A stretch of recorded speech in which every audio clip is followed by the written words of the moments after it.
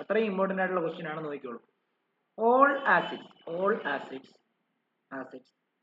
are stored in glass except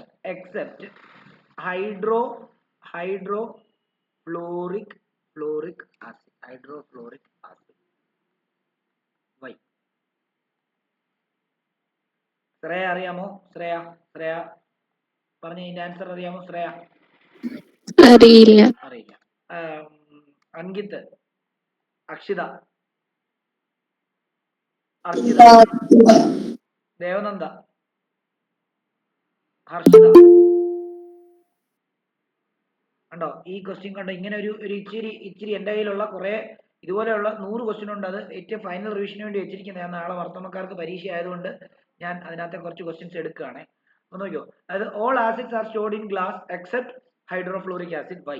എപ്പോഴും ആലോചിച്ചോണം, എല്ലാ ആസിഡുകളും നിങ്ങൾ ലാബിൽ സ്റ്റോർ ചെയ്തിരിക്കുന്നത് ഗ്ലാസ്സിലാണ്. ഹൈഡ്രോഫ്ലോറിക് ആസിഡ് പറ്റത്തില്ല. കാരണം എന്നറിയോ, ഗ്ലാസ്സിൽ സിലിക്കേറ്റ്സ് എന്ന് പറയുന്ന ഒരു എന്താണ്, സിലിക്കേറ്റ്സ് എന്ന് പറയുന്ന കോമ്പൗണ്ട്സ് ഉണ്ട്. ആ സിലിക്കേറ്റിനെ കൊറോഡ് ചെയ്യും. അങ്ങനെ കൊറോഡ് ചെയ്തിട്ട് എന്ത് ചെയ്യുന്ന പറഞ്ഞാൽ ഗ്ലാസിനെ ഡിസോൾവ് ചെയ്ത് കളയും ഹൈഡ്രോഫ്ലോറിക് ആസിഡ്. അതാണ് ഹൈഡ്രോഫ്ലോറിക് ആസിഡ് ഒഴിച്ച് ബാക്കി ഹൈഡ്രോഫ്ലോറിക് ആസിഡ് നമുക്ക് ഗ്ലാസ് സ്റ്റോർ ചെയ്യാൻ പറ്റാത്തത്. അതെന്താണ്, അതിന്റെ ഗ്ലാസ്സിലുള്ള സിലിക്കേറ്റ്സുമായിട്ട് അത് റിയാക്ട് ചെയ്തിട്ട് അതിനെ കൊറോഡ് ചെയ്യും. അങ്ങനെ എന്ത് ചെയ്യും, അത് ഗ്ലാസ് ഹൈഡ്രോഫ്ലോറിക് ആസിഡിനകത്ത് ഡിസോൾവ് ആയിപ്പോ, ഇല്ലാതായിപ്പോ, ആവിയായിപ്പോ എന്നൊക്കെ നമുക്ക് വേണേൽ പറയാം. എപ്പോഴും ആലോചിക്കണം, വളരെ ഇമ്പോർട്ടൻറ്റ് ക്വസ്റ്റ്യൻ ആണ്. അതിന്റെ ആൻസർ ഇങ്ങനെ എഴുതാം: hydrofluoric acid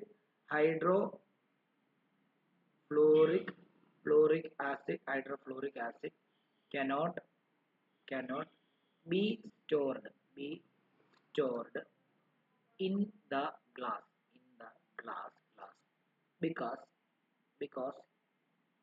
because they corrode the silicates of glass and dissolve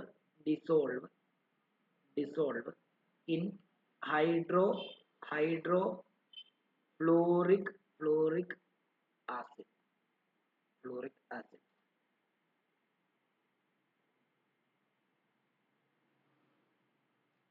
ഇതാണ് അതിന്റെ answer.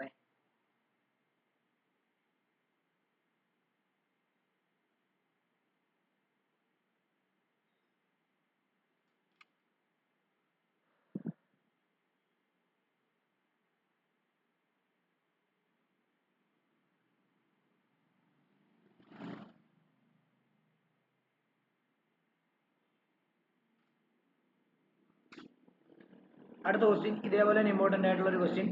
Why should acid B added? Why should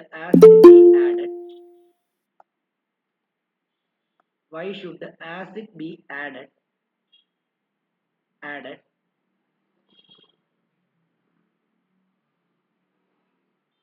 to water?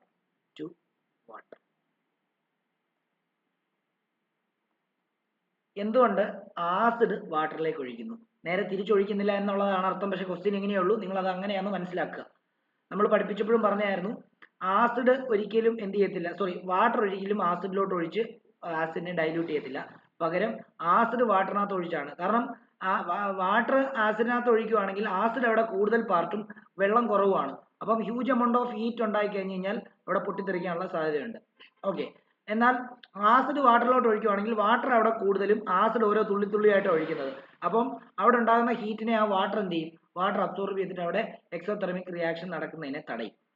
Okay അല്ലെ, പൊട്ടിത്തെറിക്കുന്നതിനെ തടയും. അപ്പൊ അതാണ് അതിന്റെ കാരണം. അത് വളരെ ഇമ്പോർട്ടൻ്റ് ആണ്. നമ്മുടെ നോട്ട്ബുക്കിനകത്ത് അതിന്റെ ഇത് തന്നിട്ടുണ്ട്, ഇത് ഓർത്ത് വെച്ചേക്കണം. ഇതും ഈ പറഞ്ഞ എനിക്കൊന്നൊരു ഒരു 4-5 തവണ റിപ്പീറ്റഡ് ആയിട്ട് ചോദിച്ചിട്ടുള്ള ചോദ്യമാണ്. If you add acid to water, the solution that forms is very dilute, and the small amount of heat is released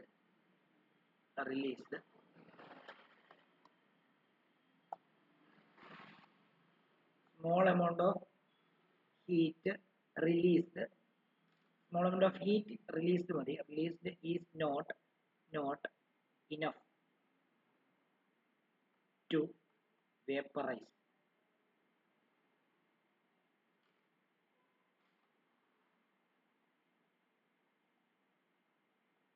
it.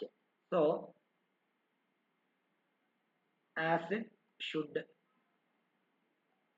be added to water.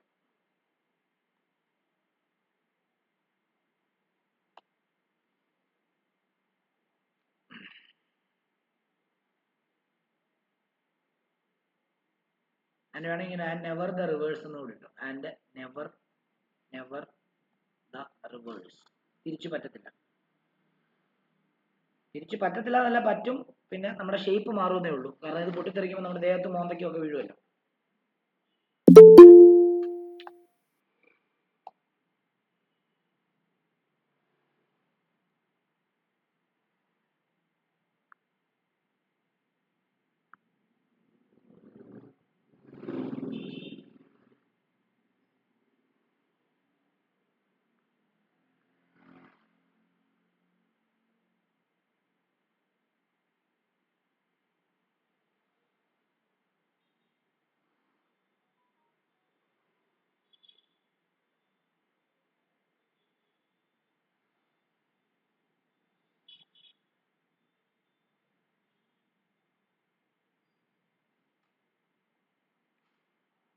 അടുത്ത റിപ്പീറ്റഡ് ആയിട്ട് ചോദിച്ചിരിക്കുന്ന കുറേ തവണ ചോദിച്ചിട്ടുള്ള ഒരു ചോദ്യമാണ്.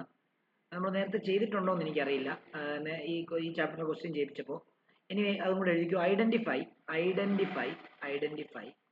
The compound X on the basis